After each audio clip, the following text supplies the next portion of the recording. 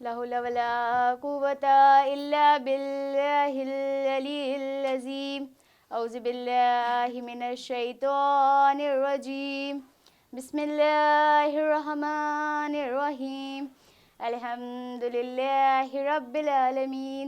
الصلاة والسلام على أشرف الأنبياء والمرسلين سيدنا ونبينا وشفيعنا ومولانا ومولى الكونين جد الحسن والحسين وبالقاسم محمد صلوات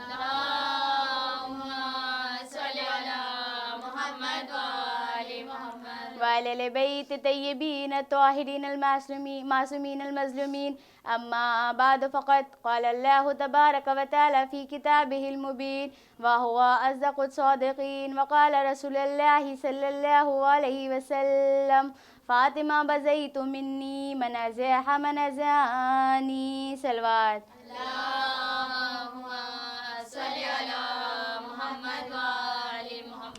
ناظرین مجلس سلام علیکم ورحمۃ اللہ وبرکاتہ.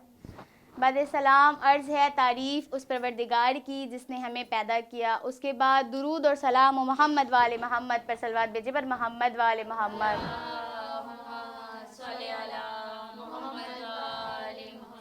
آج ہماری تقریر کا جو موضوع ہے وہ یہ ہے کہ اللہ ارشاد فرما رہا ہے کہ ہمیں دو لوگوں کے ذریعے اس دنیا کو جنت بنانا ہے. دو لوگوں کے ذریعے اس دنیا کو جنت بنانا ہے. تو ہمارا یہ موضوع ہے کہ ہم اپنے ایسے کون سے عمل کریں جس سے اس دنیا کو جنت بنا سکیں, اس دنیا کو جنت بنا سکیں. تو کہا گیا, کہتے ہیں ایک شوہر اور ایک بیوی سے اللہ کہہ رہا ہے کہ ہم اس دنیا کو جنت بنانا چاہتے ہیں. لیکن اب ہم اپنی دنیا کو دیکھیں, اپنے معاشرے کو دیکھیں, کیا ہمیں لگتا ہے کہ ہمارے پرفیکٹ ہسبینڈ اور وائف ہیں کہ جس سے دنیا جنت بن سکتی ہے؟ تو ہمیں کوئی نہیں نظر آیا کہ ایسا کوئی پرفیکٹ انسان ہو جس کے ذریعے اللہ کہے کہ میں نے اس دنیا کو جنت بنایا ہے. تو جب میں نے جب ہر طرف ڈھونڈا تو مجھے صرف جناب فاطمہ زہرا صلوات اللہ علیہا اور مولائے کائنات نظر آئے. صلوات بھیجیے پر محمد وآل محمد. جب ہمیں وہ نظر آئے, اب ہمیں یہ ہے کہ ہمیں ان کے ذریعے اللہ نے دنیا کو جنت بنایا ہے. اب میں آپ کو مثال کے ساتھ واضح کر دوں کہ جب کوئی ایک کلاس میں انسان بچہ ہوتا ہے اور کیا کہا جاتا ہے 1 سال پورا پڑھتا ہے, اس کے بعد وہ اس کو رزلٹ ملتا ہے, ویسے ہی سیم اللہ نے بھی انسانوں کو دنیا میں بھیجا ہے.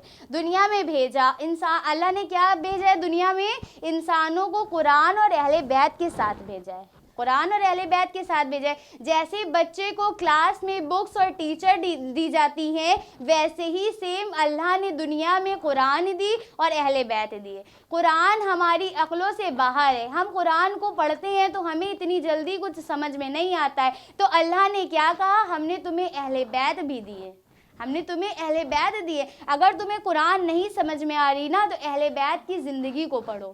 اہل بیت نے تو ہمیں پریکٹیکل کر کے دکھایا ہے نا, تو ہمیں کیا کرنا ہے؟ اہل بیت کو اپنا نمونہ عمل بنانا ہے, نمونہ عمل بنانا ہے. میں اپنی تقریر کو بس جلدی سمیٹتی چلوں گی, آپ کا زیادہ وقت نہیں لوں گی, کیونکہ روز محشر اللہ میرا دامن پکڑ کے کہے گا کہ تم نے اگر ان سے 1 گھنٹہ بھی لیا تھا, تم نے ان کو کیا دیا, تم نے ان کو کیا دیا. اور آپ سے بھی سوال ہوگا, تم 1 گھنٹہ وہاں دے کے آئی تھی تو تم نے ان سے کیا لیا. تو میری کوشش یہی رہے گی کہ میں اپنی بات کو آپ تک کے واضح کر سکوں. تو ہمیں سب سے پہلے جو انسان دنیا میں آ گیا, تو سب سے پہلے ہمیں ضروری ہے کہ ہم کسی کو اپنا آئیڈیل بنائیں.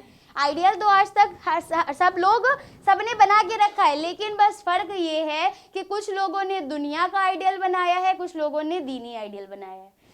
کسی نے امام کو آئیڈیل بنایا ہے, کسی نے دنیا کے لوگوں کو آئیڈیل بنایا ہے. کیونکہ ہر کوئی آئیڈیل بنائے ہے تبھی تو کرتا ہے عمل. ہم دیکھتے ہیں اگر وہ انسان ویسے کپڑے پہنے ہیں تو ہم بھی سوچتے ہیں کہ ہم ویسے ہی کپڑے پہنے, ویسی ردا ان کے پاس ہے تو ہمارے پاس بھی ویسی ہے. آئیڈیل سب نے بنایا ہے, بس فرق یہ ہے کہ کوئی دنیا کا آئیڈیل بنائے تو کوئی آخرت کا بنائے. ہمیں اپنی آخرت سنوارنی ہے, ہمیں اپنی آخرت سنوارنی. ایسا نہیں ہے کہ ہم معصومین کو آئیڈیل بنائیں گے تو ہماری دنیا نہیں سنورے گی, بلکہ دنیا بھی سنورے گی اور آخرت بھی سنورے گی. امام علی نہج البلاغہ میں کیا ارشاد فرما رہے؟ صلوات بھیجیے پر محمد وآل محمد.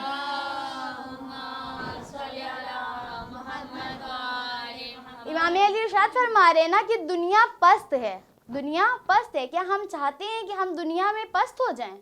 हम दुनिया को आइडियल बनाएं जो कि पस्त है? नहीं, हमें आखिरत में देखना है। तो हमें क्या करना है, जो औरतों के लिए कौन है आइडियल? हमारी जनाब फातिमा ज़हरा। ये अयाम फातिमिया जो है, इसमें सिर्फ रोने और रुलाने का काम ना कीजिए, महफिलों में जाके खुशी मनाने का काम ना कीजिए, बल्कि इमाम का मकसद समझिए। मेन मकसद यही है कि हमें सबसे पहले अपनी ज़िंदगी में किसी को आइडियल बनाना है। तो औरतों के लिए जनाब फातिमा ज़हरा का किरदार मौजूद है। अब लोग कहते हैं भैया वो तो इमाम हैं, वो तो मासूम हैं, हम उनकी तरह कहाँ बन सकते हैं? तो कहते हैं ये बताओ, तुम नमाज पढ़ते हो ना, तुम कैसे पढ़ते हो? जैसे इमाम पढ़ते हैं वैसे ही तो पढ़ते हो ना? पढ़ते हैं कि नहीं पढ़ते हैं? वैसे तो है नहीं कि हमारी नमाज अलग है उनकी नमाज अलग है। रोज़ा रखते हो ना, जैसे इमाम ने बताया है वैसे ही रखते हो ना? तो ये बताओ, जब रोज़ा, हज, ज़कात, खुम्स सब हो सकता है इमाम की तरह, तो हम अपना किरदार क्यों नहीं बना सकते? हम अपना किरदार क्यों नहीं बना सकते? कुरान में किरदार के लिए 1500 आयतें आई हैं। क्यों? क्योंकि अगर किरदार को देख के हम कोई अमल करेंगे ना, तो हमारा बेहतरीन अमल होगा, किरदार को देख के। अब कहते हैं जैसे जॉब करता है इंसान, जॉब करना क्या कहते हैं, औरत का घर में रहना ज़्यादा बेहतर है। जब जनाब फातिमा ज़हरा से किसी ने पूछा कि मस्जिद में नमाज पढ़ना बेहतर है कि घर में, तो उन्होंने क्या कहा, घर में पढ़ना ज़्यादा बेहतर है, क्योंकि घर औरत के लिए महफूज होता है। तो वैसे ही कहा गया। कोई लेडीज़ जॉब करती है, ठीक है, कहते हैं अगर 1500 लेडीज़ जॉब करती है तो उनमें से 1500 की तो मजबूरी नहीं होगी ना, 1500 की मजबूरी नहीं होगी। कोई पैशन के लिए कर रहा है, कोई किसी का दिल चाहता है, कोई सोचता है हम अपने एक्सपीरियंस के लिए करें, लेकिन मजबूर तो नहीं है ना सब। 1500 में से बहुत 1000 होंगी, 500 होंगी, सब तो नहीं होंगी ना। तो कहा गया ज़्यादा से ज़्यादा घर में रहे, क्योंकि एक औरत ही ऐसी है, अगर औरत घर के बाहर चली जाएगी तो औलाद की तरबियत कौन करेगा? औलाद की तरबियत कौन करेगा? तो सबसे पहले क्या करना है, हमारा एक समाज जो अच्छा बनता है ना, वो एक अच्छी औरत से बनता है।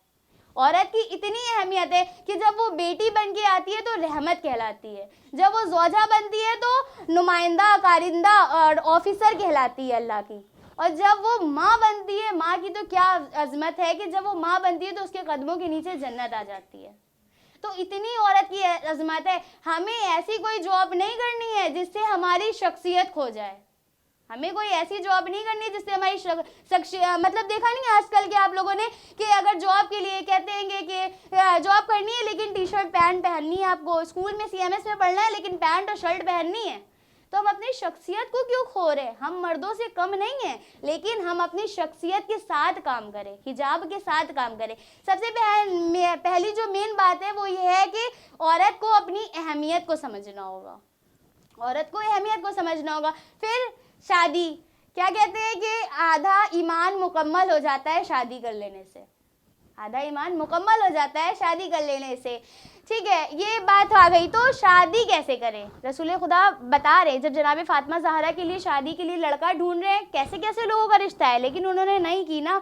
वो यहाँ पे दुनिया को पैगाम दे रहे हैं कि शादी उसी इंसान से करो जो लड़का और लड़की बराबर हो, इल्म के एतबार से हो, किरदार के एतबार से हो, दीन के एतबार से हो, ना कि दौलत और शक्ल सूरत के एतबार से नहीं, ठीक है। सबसे पहले हमें ऐसा लड़का और लड़की ढूंढना है, तलाश करना है जो एक माँ और एक बाप अच्छी हो। हमने ढूंढ लिया, एक शौहर एक बीवी ढूंढ ली। अब आई तरबियत की बात, तो हमें औलाद की तरबियत करनी। अगर हमें इमाम को अलजल अलजल कह रहे हैं, अगर हम चाहते हैं कि हमारे बच्चे नासिरों में शुमार हो, तो हमें यही करना होगा। सबसे पहली बात मॉडल बनाना होगा, आइडियल बनाना होगा, ठीक है। सबसे पहले नुमाइंदा आइडियल बनाना होगा, उसके बाद शौहर और बीवी का इंतज़ाम करना होगा जो कि एक अच्छा शौहर और एक अच्छी बीवी हो। उसके बाद तरबियत औलाद करनी होगी, जैसा कि हमारे इमाम ने बताया है। पांचवें इमाम की हदीस है, सलवात भेजिए पर मोहम्मद वाले मोहम्मद,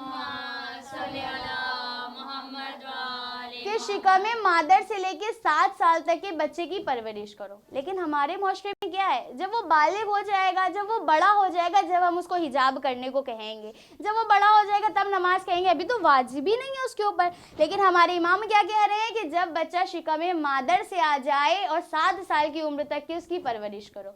जब बच्चा 3 साल का हो ना, तो उसको 7 बार ला इलाहा इल्लल्लाह कहना सिखाओ, اور جب بچہ 3 سال 7 مہینے 20 دن کا ہو جائے تو اس کو محمد رسول اللہ کہنا سکھاؤ.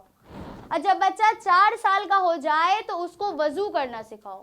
جب بچہ 5 سال کا ہو جائے تو اس کو قیام اور رکوع کرنا سکھاؤ. جب بچہ 6 سال کا ہو جائے تو دائنا اور بائنا ہاتھ پہچانوانا سکھاؤ. جب بچہ 7 سال کا ہو جائے تو اس کو قیام اور رکوع پوری نماز سکھاؤ.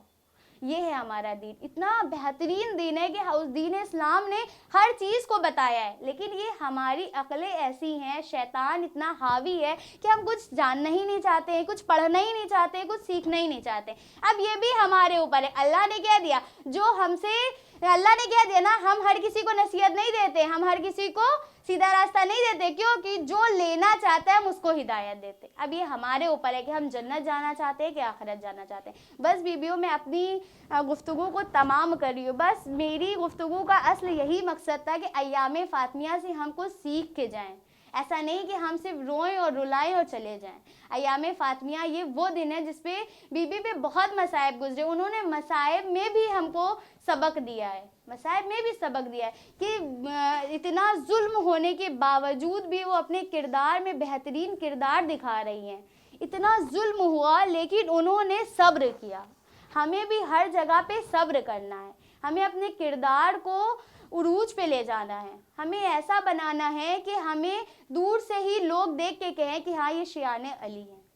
بس بیویوں, میں نے اپنی گفتگو کو تمام کیا. میں ربط مصائب ہوں. بیویوں, آج آپ اس کو پرسہ دینے آئی ہیں نا, آپ رسول خدا کو پرسہ ان کی بیٹی, ایک لوتی بیٹی جناب فاطمہ زہرا صلوات اللہ کا دینے آئی ہیں نا.